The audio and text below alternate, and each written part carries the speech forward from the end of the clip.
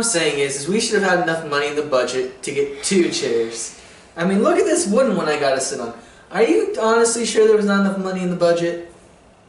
I'm quite honest. I mean, how else could I buy this really nice mug? You mean you wasted our budget on a mug? Of course not. How much do you think that Stormtrooper cost? $10 at Goodwill. It cost $5.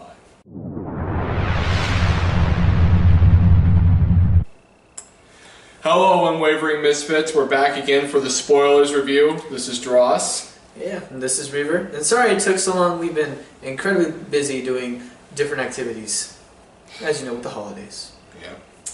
Anyway, so getting into the spoilers discussion, I do believe we have given you plenty of time to go out and watch the movie. And if you haven't, then you're just being negligent. Yeah, you're no longer our friends if you haven't watched the movie. It is good, and I'm telling you that right now. 8 out of 10 is great, alright, for future reference. So getting into the spoilers discussion, I wanted to first talk about some of the characters, the main ones anyway. And one of the ones I really wanted to hit upon, because I know he's been getting a lot of flack, is Kylo Ren. Because I know a lot of people were saying how he's kind of like a wimp after he takes his mask off. It's sad when there are memes on Facebook saying that his name is Darth Tantrum. But, you know, you gotta think about it though. So if you've seen the movie, you know how he kind of whines a lot and he gets really jealous of Rey when he learns how powerful in the Force she is. But now you gotta wonder, is that the only reason he liked that? Because the director wanted him to have this big build-up in the next movie where we see him become a tougher character. More dark and more powerful, you know? Completes his training and becomes more Darth Vader-ish and less Anakin Skywalker-ish. Yeah, I just always had a problem with that because you know how Disney is now in charge of Star Wars. At least they ain't singing. I can show you the galaxy. No. Anyway, there's a problem that I think Disney might have with Star Wars, and that's the fact that they might not let their characters get too dark, as they might need like Sidious or... I mean, there is the point at the beginning where he's like, kill all of the civilians in the town they attack. And if you come to think of it, as long as he has his mask on, he actually does look like a more dark, imposing character. So, I don't know, it sort of seems that way that when he takes off his mask, he's more insecure. When the mask is on, he's more Darth Vader. When it's off, he's more early 20s, immature kind of guy. Not quite secure with himself. Yeah. I don't know. I think that he will get better because maybe I'm just in denial because I want the rest of these Star Wars movies to be good. I don't want this cookie cutter less character for our next villain. But you did raise a good point about Disney not allowing it, because what was the main reason they canceled that 1313 game from LucasArts? So if you don't know why, they felt that it was a little darker tone than what they wanted to go for. Now there's been rumors that that might start up again at some point. If you have seen my earlier video, I talked about that. Yeah, so it may be possible that they've decided that maybe to get Star Wars back where it needs to, they got to get a little darker. Yeah. But anyway, I don't really think people should go into like hating Kylo Ren, because overall I think he is a relatively good character. Now, if you do want a character with a problem to have a problem with, you gotta look at that, I forgot his name, the general dude, and Snoke. My main beef, yeah, it is actually with Snoke. He's this all-powerful dude that I've never heard of before in any lore or any of the Star Wars movies. Which, now we haven't heard of it before because all the canon was taken and thrown in the trash can. But I have to agree with you. You know, you can tell there's not a lot of CGI going on in this film. Most of it is, you know, characters and masks. Admiral Akbar looks pretty good, I gotta say. But the main problem I have with Snoke is you can tell he's CGI. Especially when he's on that big projector screen. So when it comes down to having his confrontation with whoever he's gonna be with, that's gonna be a really interesting one to try and sell. The main reason people didn't like the prequels is because there was so much CGI, not enough real. So with the big bad guy being obviously looking CGI, it's one of those where it's like, we'll have to see how they played out. Yeah, good about having all of your practical effects, but when you do use CGI, it kind of stands out a bit. But that's getting off topic. So going back to Snoke as a character, I just sort of had problems swallowing it because he comes out of nowhere. He's supposed to be this, it looks to be a brand new Sith Lord like Sidious. The new Emperor. Yeah, who is now training Kylo Ren to become a Darth Jedi, or Dark Sith, whatever you want to call it. I just don't know what to think of him. I don't know. I know nothing about him besides the fact he's supposed to be powerful, and everybody refers to him as the leader. So it's like, I want to know a little bit more about him before I'm sold on him. That goes back to when we were talking about sort of like a lack of information and detail, which, if they want to do good, is they're going to have to explain in later movies. But I don't really know what they're going to do. So moving on. Going into like the three new main good characters, there's Rey, Finn, and then Poe. Yep. I gotta say, Rey is one of the most amazing characters we've had in a long time. She really sells her part pretty well, and I'm actually kind of wanted to see more female heroines in the games, in movies, because it's just one of those where it's like, we got all these heroes. Luke was a hero, he was pretty good, but we need just kind of a new heroine to start making things better in a way. More fresh, I suppose. Get more equality in there, guys. One of my favorite scenes in the movie is actually when you learn that Poe is still alive and he flies in with the rest of his squad. And you see him have like this one whole long shot of him destroying, how many is it? 9, 7 TIE fighters, and you're just like, oh my man, God, I want to be that guy. Oh, Star Wars! Reminds me of Luke. Reminds me about Luke when he goes to take on all those guys on the Death Star. And then for Finn, I liked him. I thought he was a good character. It's nice to have some new heroes. But I feel like his biggest problem in this movie was he felt a bit more like a plot advancement. He is a good character overall, don't get us wrong, but really great guy. Going through the entire movie, watching it, and then you gotta really think about it, he does seem to be forced in at a couple points, and then he's sort of just left off at like the end of the movie when she says, I know we'll see each other again. Now, as we said, it doesn't take away from his overall character. It's a sort of a problem we've been having with him. And now going into the original three, Han, Leia, Luke, and then I guess there's also Chewbacca and the two droids. Looking for the win.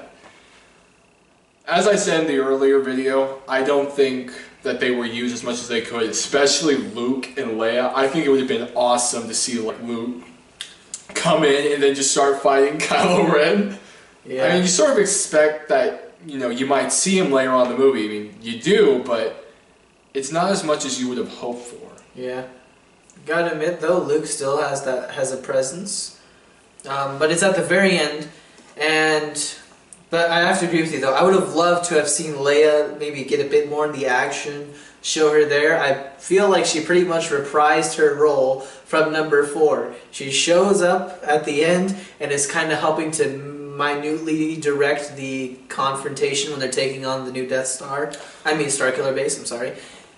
And then that's it. She pretty much... Oh, and then the very emotional hug at the end.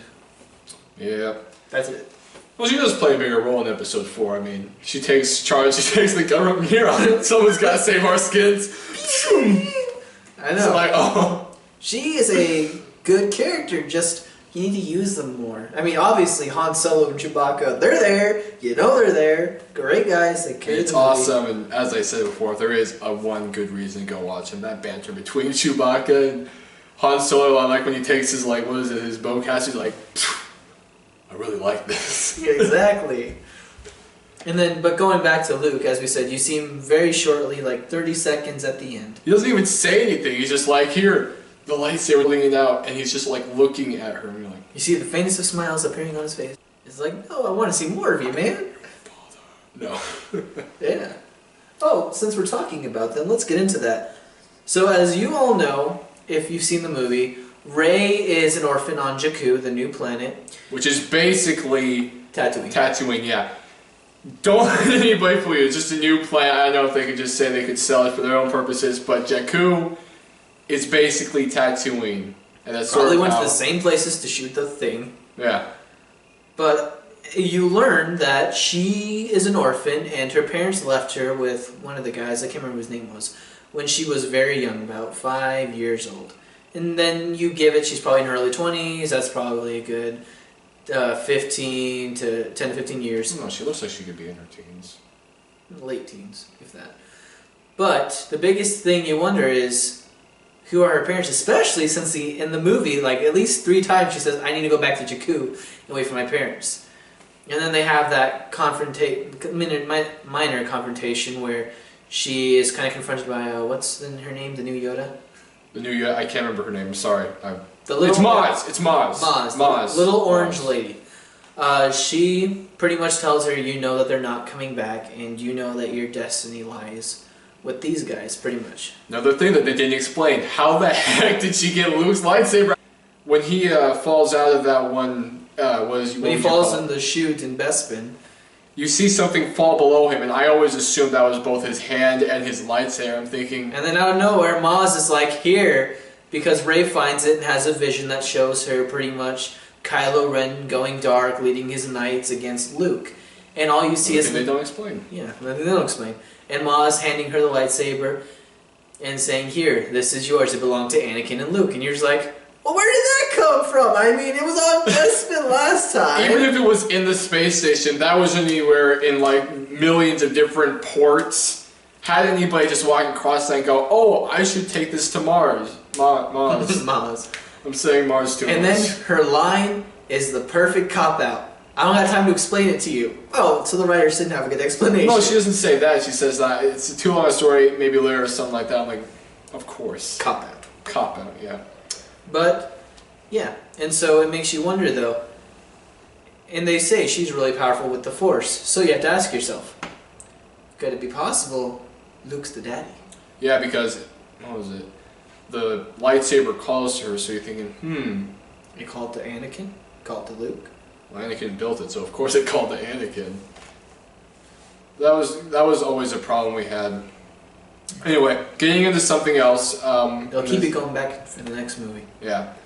Kylo Ren being Han and Leia's child. Now, we all know to the expanded history of Star Wars that's no longer canon, that, of course, all of them married and got, children. I think there's like 3 of Han and Leia. Yeah, like Jason, Jenna, and Anakin, I think, are the names of the common ones I read.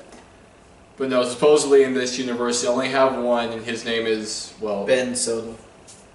I thought he was yelling Ren or Kylo, but we'll have to see it in later movies. So what did you think about him being, hurt their daughter, his son? Sorry, son! Oh, okay. I'm going back to Ren, I'm sorry.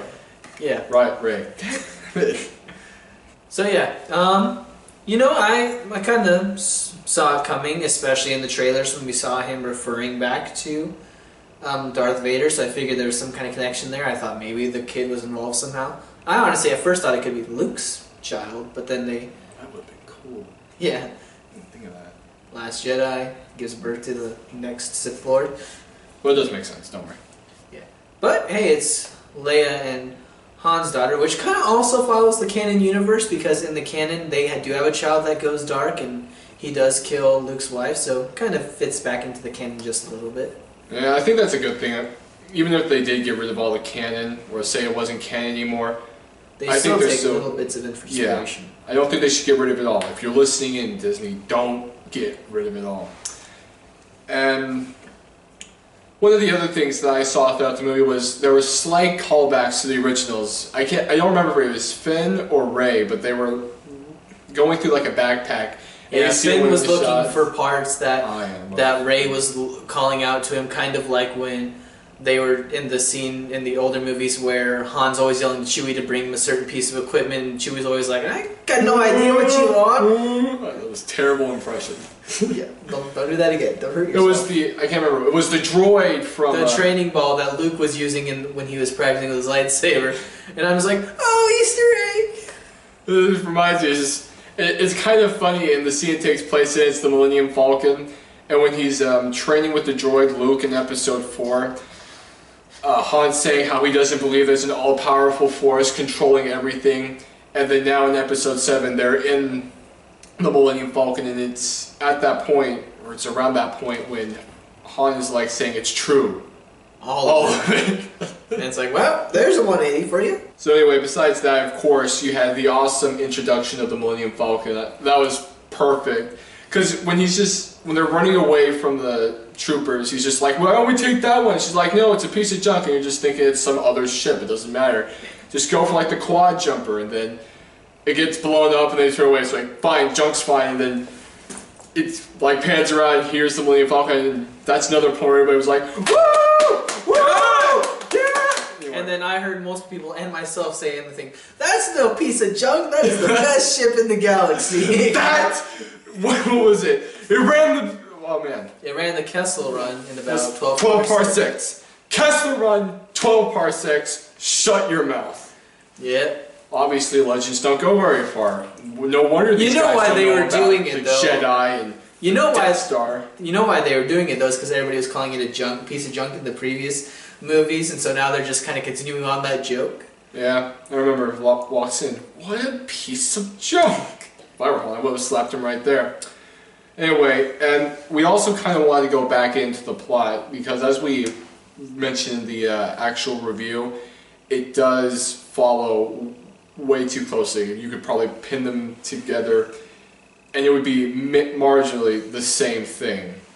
It does have its few good points, but a few different variations, but overall, carbon copy. It's starts off on a desert planet, Jakku and Tatooine. And in the end, you destroy this big Starkiller base with like a last stand before their system's about to get destroyed. Only difference at like the very end is that like the general guy kind of like the general survives instead of being blown up like Tarkin. Tarkin, yeah. But even the way that they destroyed it, though, it's just a fleet of X-wings. Granted, in the previous one they had Y-wings, but it's just a fleet of X-wings coming in and saving the day. And you're just like, there was a bit of a difference. They had to blow a hole into the center of that chamber so that they could get the bombs. They combined the first way of destroying the Death Star with the last way of destroying the Death Star. And they're like, hey, it's not a carbon copy. We're combining both movies with this one. Understand now. Obviously, 2 times didn't work. 3rd time's a charm. We just have to put a shield all over the inner thing. Nothing can go wrong, right? Wrong. I wonder if they hired the same guy again. Who designs these things? Oh, let's just make the access port the only way to get into this thing and destroy it out here on the outside, clearly visible, and can be blown up easily with thermal detonators on the inside.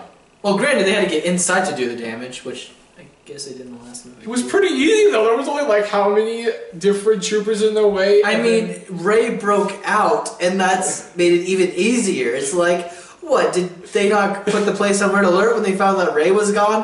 What was Kylo like, oh man, this can't get back to President Snook. Ooh, I better make sure this doesn't get bad. You know, when he's destroying the chair and the, where he was keeping Rey, I wonder if he was getting mad over the fact that Rey was lost, or his own stormtroopers' incompetence. You figure that they would have... can aim, though, which is a good thing. Yeah, they've definitely improved their aiming over the course of the last few movies. I was impressed. And this sort of leads into something else, and that is the resistance that... I just don't get that. Why is there a resistance? They won. They had... It's the New Republic. The rebellion won. Why are they called the Resistance? And why just not stick with the name Rebellion? What's up with that? Yeah, I was wondering that too. Like, I'm reading through the little intro credits, and you're like, oh man, Star Wars, and I was reading The Resistance, funded by the Republic, and I'm like, wait, what? Why didn't you call it Resistance? Why can't we get like a cooler name, like the Arm of the Republic, or the New Republic Army, or something like that? I mean, when you say Resistance, you initially think that the Republic's gone bad, but no, they're fighting a new empire. So it's just one of those words like, okay, why is this new empire so strong? We touched on this in our previous movie. Why is the empire so strong that they have to have a resistance in the first place if the Republic won? As we talked about earlier, granted they probably had some planets and stuff, but again, how is it that they have this massive Starkiller base? Starkiller, yeah. It's like... Just think of the Force Unleashed. Yeah. It's just like... No longer canon. Sucks. But it's just like... Why? How? I want to see some explanations. Granted, it does not take away from the enjoyment of the movie, but still, to put some of us more like, huh, that are more like, huh, let's just get a little more detail. Maybe have a movie solely devoted to what happened in between 6 and 7. That way we know what happened. So this is our final little tidbit, and the one we were kind of shocked the most about is the death of Han Solo. Oh my gosh. And I mean, you could see it coming. As soon as he walked onto that bridge, and you know, I don't know whether it's Ren or Ben, I'm still in the thinking stage, but he just thought, no, do not walk any closer. And then there he goes. You gotta admit, though, it was Leia that guilt-tripped him by trying to say, bring back our son. I'm pretty sure he still would have done it had he not been told by Leia, but still. As soon as you said, as Kylo Ren said, will you help me? That just made like, oh, he's going to die. Do not grab the lightsaber. Then, of course, he grabs the lightsaber and somehow it does yeah, a bit of continuity there. He's holding it onto the side, but the next shot when he stabs Han, he just goes. Maybe he just turned it, or maybe the. You could see them struggling in the scene before that too. You knew something was about to happen. Oh man, but oh, that sucks so bad. I just got chills when I saw that. I mean, of course, going into this new series, you're gonna have to kill at least one of the main three, and I guess it makes sense that it would then be Han, because throughout the originals, he was always offering up his character to be killed, or that his character wouldn't even come back, which is one of the reasons why in the second movie they froze him in carbonite. Heck, he was supposed to actually die in the original idea for Star Wars. Yeah, he was. What was it? In the original idea, he was supposedly going to die halfway through like the third film. Second or third film. And then it's just like, well, he died here. And I'm like, it's sad to see though, because you fall in love with Han again in this movie. He reprises his role so well, and it brings more. What is it? More love. More love, whatever. Yeah, love to Han Solo, and you're thinking, no. Don't die! No! Which is why J.J. Abrams did it, because he's like, well, they're going to love him again. Let's make it really hurt them. I guess it sort of makes sense. This is the big thing we were talking about in the review that we didn't want to spoil. And I guess it sort of makes sense, as I said before, to kill him off, because since everything was relatively the same, you had to do something that would, you know, make it be your thing. And then you also kind of get the feeling that something happened between Han and Kylo. It's never explicitly stated, but you get the feeling as you're going through the movie that something must have happened to make him killing Han a really strong conviction for him that he was going to the dark side. Which is one of the reasons I think he's going to get better, because now that he's thrown off the shackle, he actually leaves the mask on the exploding Death Star.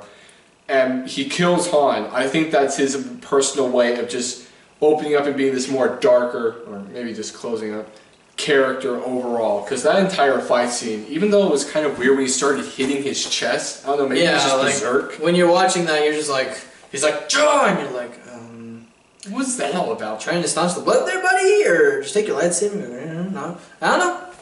I think he was going crazy a little bit. I think it's just a way for him to sort of come into this new, darker character that is going to be more present in like the strength in the dark side of the Force. In like the later parts of what is it? What are they going to be now? 8 and 9. And then the mini videos they're going to have in between. Ah, yeah. So yes, overall, it is a very good film. And it's what they needed to restart the franchise. Yeah, and I know you're probably thinking, well, it's going to be kind of weird to go through and see the entire original series again. And I don't think they will do that, mainly because they know the internet has completely got on. So if they ever had any thoughts...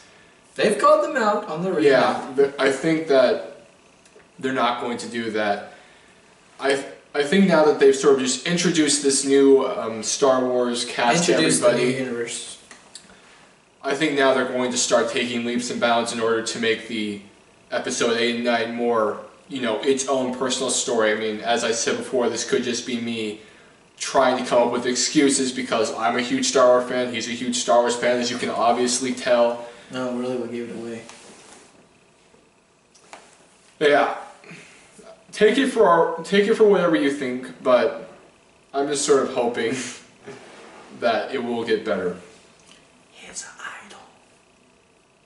No, that's Sidious. Anyway, so we'd like to thank you guys for watching, and as always, like and subscribe because it really does help us out, and we will be hoping to get at least one more video out for you by the end of this year. Oh, Merry Christmas, even though it's a bit late, and Happy New Year. Yep, Happy Early New Year. And remember, like and subscribe. Yep. 2016, here we come. It is Sidious, though. I personally like Vader better.